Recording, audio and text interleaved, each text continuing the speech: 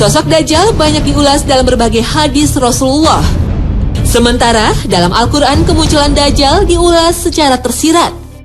Yawma ya'ti ba'du ayati rabbika la yanfa'u nafsan imanuha lam takun amanat min qablu aw kasabat fi imaniha khayra.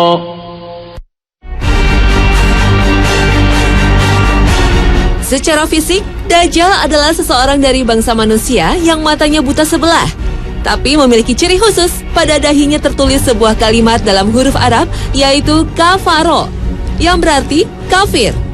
Namun tulisan ini tak bisa dibaca oleh semua umat manusia.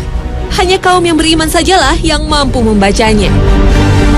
Penampakan fisik Dajjal lainnya adalah bertubuh sangat besar dan berambut amat keriting.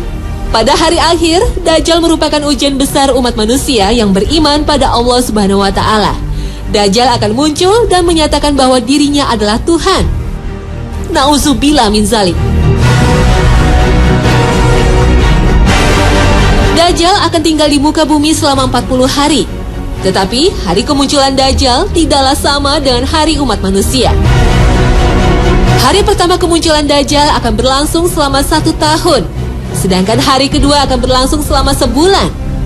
Hari ketiga lamanya seminggu, dan hari keempat serta seterusnya berlangsung selama 24 jam. Sehingga dapat diartikan, Dajjal akan hidup di muka bumi selama 1 tahun, 1 bulan, dan 45 hari. Allah Subhanahu wa Ta'ala memberikan sebuah keajaiban pada Dajjal, berupa kemampuan untuk mengelilingi dunia dalam sekejap layaknya hembusan angin. Tetapi hanya ada 2 kota yang tidak mampu dimasuki Dajjal, yaitu kota suci Mekah dan Madinah. Dajjal dianugerahi kesaktian menghidupkan orang mati yang telah ia bunuh. Selain itu, Dajjal mampu memerintahkan bumi untuk menumbuhkan tanaman dan memerintahkan langit untuk menurunkan hujan. Sesungguhnya Dajjal telah hidup dan tinggal di tengah lautan di sebuah pulau yang berada di sebelah timur kota Madinah dalam keadaan terbelenggu oleh ikatan besi yang sangat kuat. Dajjal muncul diperkirakan di sebuah tempat terletak antara negeri Syam atau daerah Palestina dan Irak. Ada juga yang berpendapat Dajjal akan muncul di segitiga Bermuda. Segitiga Bermuda menyimpan banyak misteri. Kapal terbang dan kapal laut yang melintasi kawasan itu dilaporkan menghilang.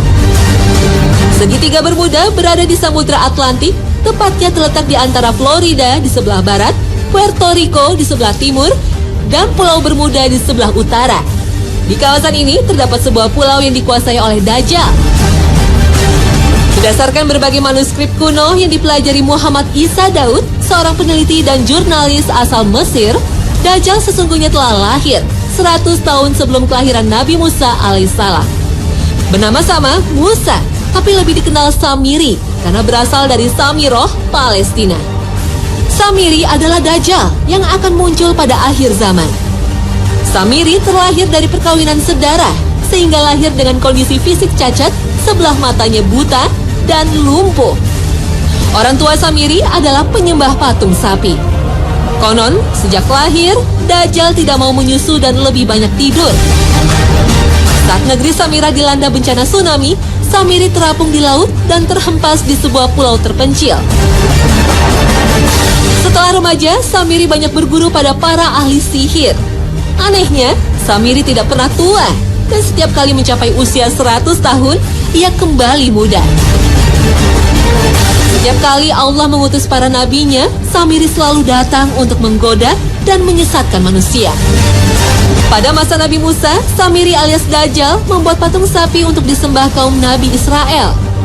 Dan pada masa Nabi Isa alaihissalam, Samiri juga berusaha menghasut para pembesar Yahudi untuk membunuh Nabi Isa.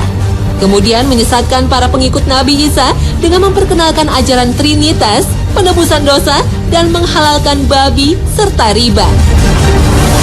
Pada masa Nabi Muhammad SAW, Samiri juga berusaha menghasut kaum Yahudi untuk memberontak terhadap Nabi Muhammad. Dan sepeninggal Rasulullah, Samiri makin leluasa untuk membuat perpecahan umat Islam. Dan pada era modern, sifat-sifat Dajjal telah menyesatkan manusia dengan memperkenalkan berbagai ideologi seperti sosialisme, kapitalisme, dan humanisme. Sifat Dajjal juga mendidik orang-orang terbaik Yahudi untuk membuat gerakan Zionisme.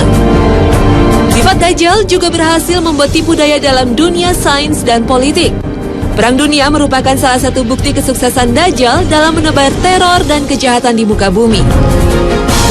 Dajjal dan pasukannya juga berhasil mengendalikan dunia dengan menguasai elit politik Amerika Serikat dan mata uang dolar. Tak heran, simbol Dajjal terlihat pada mata uang dolar dan berbagai instansi militer serta hiburan. Bukan bermaksud mengartikan Paman Sam dengan kepanjangan dari Samiri. Namun banyak ciri yang dipakai simbol oleh negara adidaya ini mempunyai kesamaan dengan simbol Dajjal yang kita ketahui. Astagfirullah. Sebelum kelahiran Nabi Muhammad, Dajjal sempat terpasung di sebuah gua selama 63 tahun dan dijaga makhluk berbulu tebal. Setelah bebas, ia mengembara dan menyesatkan manusia di berbagai belahan dunia, hingga ia bertemu setan di kawasan segitiga Bermuda.